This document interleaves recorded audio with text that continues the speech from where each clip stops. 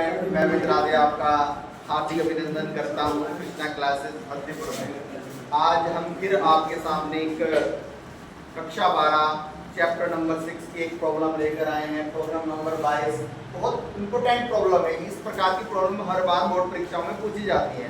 तो ये जो प्रॉब्लम है, आप सभी जो कक्षा 12 की परीक्षा देने वाले बच्चे हैं उनके लिए बहुत ही यूजफुल होने वाली है, इसलिए वीडियो को लास्ट तक जरूर देखें।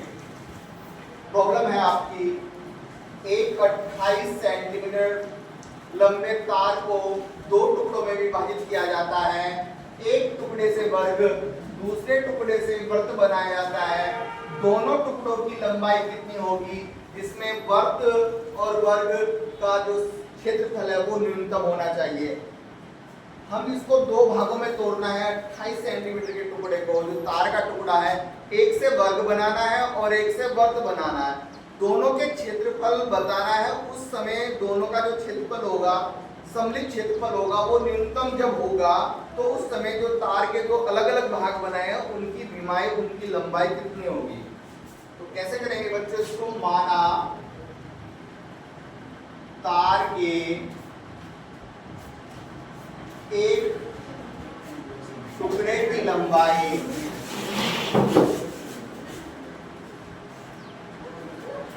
x सेंटीमीटर, जिससे वृत्त तथा दूसरे टुकड़े की लंबाई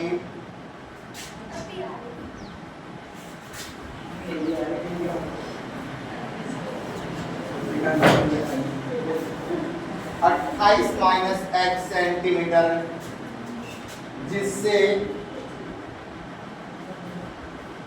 वर्ग बनाया जाता है।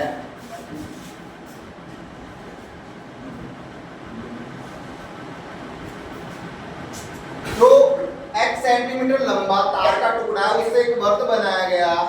जो वृत्त की परिधि होगी वो किसके बराबर होगी? तार की लंबाई के बराबर। तो वृत्त की परिधि, परिमाप भी कहते हैं जिसको, 2 पाई r बराबर तार के टुकड़े की लंबाई। इसका क्षेत्रफल निकालना है तो हमें इसकी त्रिज्या ज्ञात करनी होगी। तो r बराबर x अपॉन 2 पाई सेंटीमीटर, इसकी क्या आ गई? त्रिज्या आ गई। तो वृत्त का जो क्षेत्रफल होगा, वृत्त का क्षेत्रफल A1 से डिनोट करते हैं क्योंकि दोनों क्षेत्रफल निकालने हैं आपको।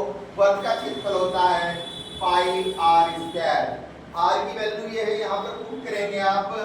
पाई r की वैल्यू आई है x अपॉन 2 पाई का होल स्क्वायर, ये बन जाएगा पाई x square upon 4 pi square. इसको और सिंपल करेंगे, पाई से पाई कट जाएगा, x स्क्वायर अपॉन 4 पाई, क्षेत्रफल है सेंटीमीटर स्क्वायर। ये किसका क्षेत्रफल आया? ये आपका क्षेत्रफल आया वर्ग का। इस कौन से वर्ग का? जिससे हम x सेंटीमीटर लंबे तार के टुकड़े को मोड़कर एक वर्ग बनाया गया था, ये उसका क्षेत्रफल आया।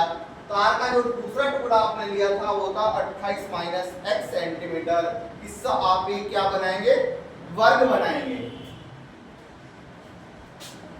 तो वर्ग का जो परिमाप होगा, वर्ग का परिमाप बराबर दूसरे टुकड़े की लंबाई। वर्ग का परिमाप होता है 4 गुणा भुजा बराबर 28 माइनस x सेंटीमीटर। तो वर्ग की जो भुजा आ गई वो आ गई 28 माइनस x अपॉन 4 सेंटीमीटर। अब आपको क्या निकालना? वर्ग का भी क्षेत्रफल निकालना है। तो वर्ग का क्षेत्रफल A2 से डिनोट कर देंगे इसको। ये होता है भुजा का वर्ग। क्या होता है? भुजा का वर्ग या भुजा गुना भुजा। तो भुजा है आपकी 28 माइनस x बटे 4 का स्क्वायर। इसको थोड़ा सिंपल करेंगे तो 4 का स्क्वायर एक बटे बोला अलग लिख लिया आपने। 28 माइनस x का होल स्क्वायर सेंटीमीटर स्क्वायर। ये आपका वर्ग का क्षेत्रफल आया। ये वर्ग का क्षेत्रफल आया, दोनों के क्षेत्रफल को जोड़ देंगे क्योंकि सम्मिलित क्षेत्रफल की बात करी गई थी। तो कुल क्षेत्रफल a equal a1 plus a2 आ जाएगा आपका। a1 था आपका x स्क्वायर अपॉन 4 पाई, a2 था आपका 1/16 28 माइनस x का होल स्क्वायर। ठीक है, अब आप इसमें जो आपकी विमा x है, ठीक है, आप क्या काम करेंगे, इसमें फलन जो x के पदों में है x के सापेक्ष इसका डिफरेंशियल निकालेंगे। तो dA upon dx, x square का डिफरेंशियल 2x आ जाएगा, 4 पाई कांस्टेंट है, 1/16 कांस्टेंट रहेगा, यहाँ पर पावर पहले आ जाएगी 2, 28 माइनस x पावर में 1 आ जाएगा, और जब इसका चेन सिस्टम से डिफरेंशियल करेंगे तो माइनस के 1 आएगा।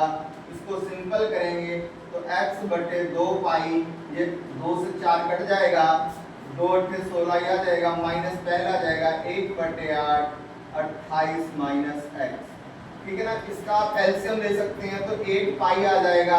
जब दोनों का एलसीएम लेंगे तो 8 पाई बनाने के लिए यहाँ 4 से गुना करेंगे तो ये आपका 4x आ जाएगा, यहाँ पाई से गुना करेंगे तो पाई इंटू 28 माइनस x आ जाएगा। इसको और भी सिंपल कर सकते हैं आप, 4x minus 28 pi minus minus plus pi x upon 8 पाई।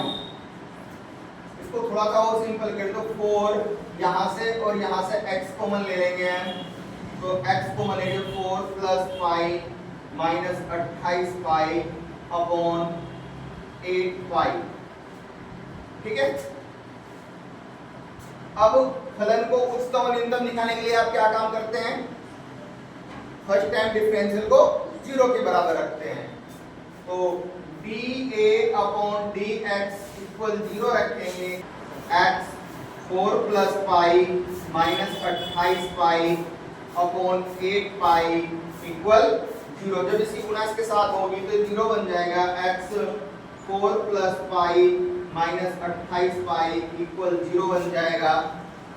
x की वैल्यू बन जाएगी 28 पाई, इधर जाएगा तो प्लस का और ये अपॉन में आ जाएगा आपका 4 प्लस पाई, ये x की वैल्यू आ जाएगी। अब आपको ये जो आपका क्षेत्रफल था ये आपको न्यूनतम दिखाना है, तो इसके लिए आपको क्या करना होगा, अगेन डिफरेंशियल करना होगा।